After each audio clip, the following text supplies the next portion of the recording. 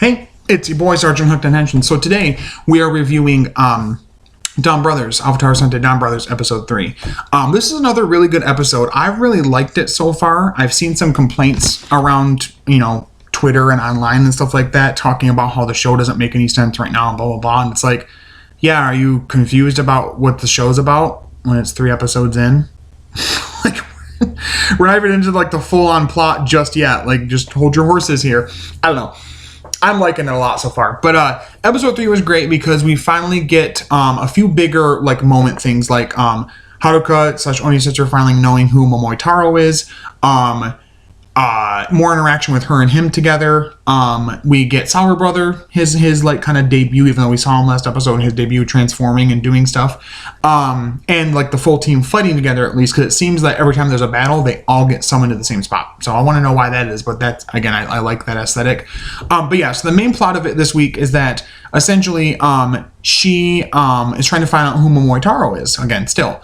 And so somehow she meets Taro. She doesn't know it's him, and she ends up going with him on a because he delivers something to her aunt or whatever. Her aunt or her mom, whoever she lives with, is like a policewoman. Some people think she's going to become the Pot Ranger, the Pato Ranger, Hitotsuoni or Hitotsukin or whatever it is, Monster of the Week, Sentai Monster of the Week. She's got to do a bunch of dishes or something like that, and he's like, aren't you gonna do these dishes? And she goes, why don't you do them? And she's just joking, thinking he wouldn't listen to her, and he does, because that's what Taro does. People say stuff to him and he's just like, okay. And he helps her. And so they end up Haruka ends up going with him on a day, shadowing him on a job, basically, because she thought, hey, he's a delivery man. I mean, he's got to bring me to a lot of different houses. Maybe I'll eventually find this guy, Momotaro. And we're also introduced to this concept of that there's this serial delivery criminal guy called the Black Bear Delivery or something like that, and he's showing up at places saying he's got a package for people. They let him in. He just steals their lights somehow and keeps talking about delivering darkness. So that leads into the monster he becomes, which is the Lupin Ranger monster, which it looks like the head and the shoulders kind of form the Lupin Ranger symbol, which is kind of cool. It looks like Gauche as well. But anyway, she's going about town with him, trying to ask him questions. Right at one point, she almost asks him what his name is, and he's about to say, tell him what it is, and she cuts him off. We also get Sour Brother. We see him, and he finds a phone on the ground. We see his backstory. He finds a phone on the ground and opens it up, and it ends up going straight to the one lottery app thing that all of them have played that got them their glasses, and that's how he got his powers. And we see him use his Down Blaster and his Sour Brother Avataro gear actually to help some children. It's a really nice scene. These kids lose their soccer ball, and the one's like, oh no, we lost it, we can't get over there to get it. It's a really high fancy, and the kid's like, don't cry about it, and he's like, no, it's my favorite, and the kid's all sad. It's actually pretty kind of upsetting, a little sad to see. And Sour Brother, it wasn't it was crying, but it still was a nice, slightly emotional scene. And Sour Brother jumps in and transforms and uses the little, trapdoor gate thing to teleport down to where the ball is and bring it back to him. So I thought that was kind of cool. Just nice to see them using their powers in different ways like that, not always just for fighting monsters and the Anoni and the Hitotsuoni and everything. So that was really cool. And he talked about how he's, never had a job in his life and, has always been about philosophy and logic and being intelligent and blah blah blah. So again, he's just kind of this goofy drifter smart guy, I guess. I don't really know what we're doing with him yet, but he's goofy enough. And at one point he actually meets up with Haruka and Momotaro, and he ends up fixing Momotaro ends up fixing his light because the one delivery guy came and stole it. And gives them more clues about who this guy is, because Taro wants to find him because he's a delivery man, supposed to bring happiness, they're bringing something to somebody that they need, and it puts a smile on their face. He shouldn't be taking happiness away. And I like that about Taro. I like that and it's weird that there's this difference between when he's just in his human form and when he's transformed with the Down Blaster. There seems to be a difference in personality change. I want to know why that is, but it is really unique. So we also get introduced to Sonona, if I've got that right. So there's Sononi, and then Sonona, and they're the 3 members of Brain Persons, the villain group so far that is creating and sometimes even destroying the monsters.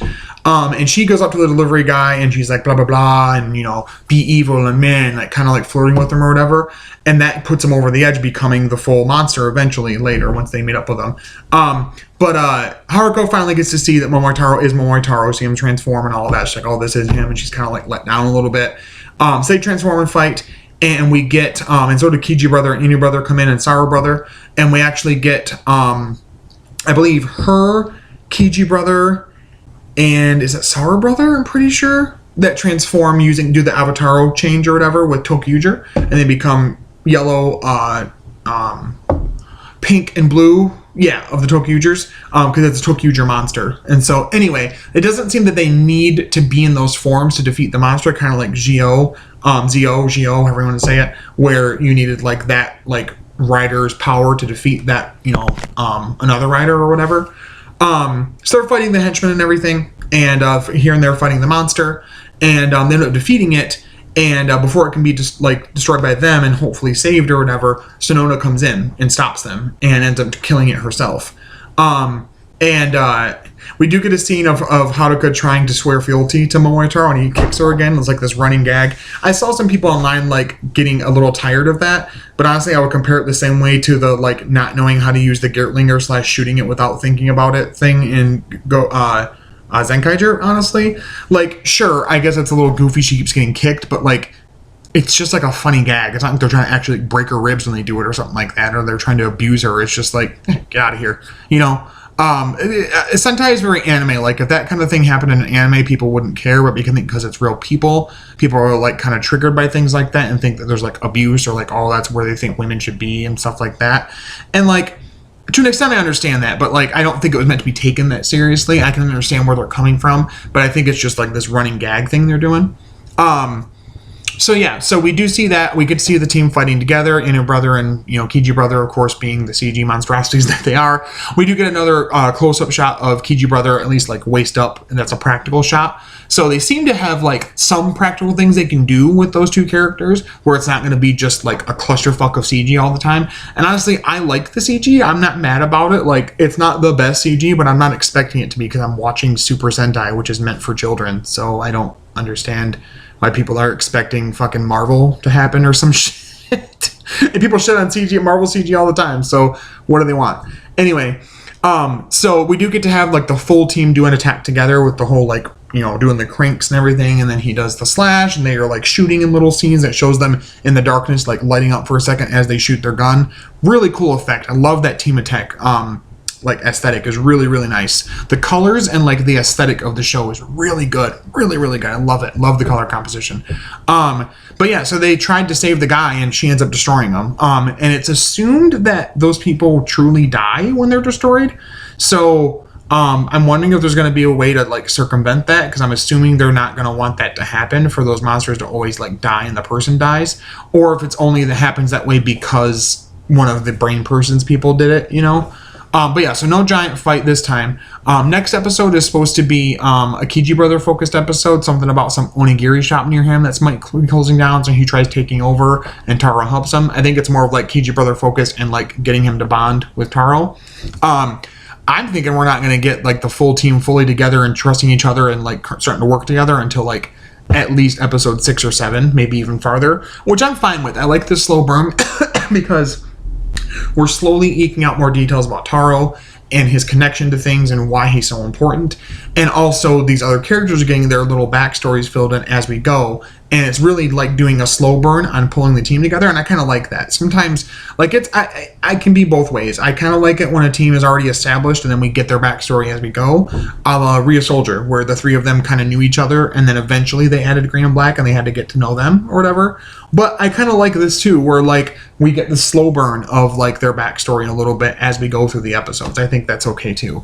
But overall, I really liked the episode. I probably would give it a strong 9.5, I would say, out of 10. Only because I wish that there would have been a little bit more time with Sour Brother. I really like him, and I wish that there would have been a tiny bit more focus on him. But I know they're trying to split it between introducing him mostly and also moving the plot forward with Haruka and her having to find Momotaro and all of that. I'm also really interested in seeing what the roll call looks like for them too, like what they call themselves and everything for a roll call. But anyway, so that's where I kind of rate it 9.5 out of 10. But let me know in the comments below, what did you guys think of DonBrothers this week? Did you guys really enjoy episode 3? Were you not a fan of it? Were you in the middle? Maybe even let me know, what were your favorite moments? What was the coolest thing you thought about the episode? Transformation sequences or whatever. I know Tokyuja fans are really eating well this week. So let me know in the comments what you guys think. Another interesting thing, somebody mentioned Tay on Twitter. My friend Tay online, Tavion, mentioned that after, I think, this week's episode, so episode 4, technically they'll have 5 Avataro gears or whatever for like the team service. So Zenkaiser, Rhea Soldier, Lupin Ranger. They have 5? Anyway, some of them have 5, I think, and that they could do, like, he wonders if they could do a mismatch change where, like, one is, like, a ranger from a different team, you know, or if they all have to be the same. So, yeah, just something kind of interesting to think about. But coming up pretty soon for content, I'm definitely going to do a review on the DX Down Blaster. I just finished reviewing my, today, actually, as I recorded this, my Forza driver review. Not the DX, this is the Legend Series Makeover Edition, so check that out. And definitely gonna plan on, so I got a Toku Toy view of the DX Down Blaster I gotta do, and a Toku Toy view on the Demon's Driver and how the stamps work with that. So anyway, hope you guys liked today's review. Thank you so much for watching, liking, subscribing, commenting, all that good stuff. I really appreciate you guys so much. And like I said, thank you guys so much for the support. Let me know in the comments what you think of the review in today's episode. But as always, stay hooked on Henshin's. I'll talk to you later. Bye-bye.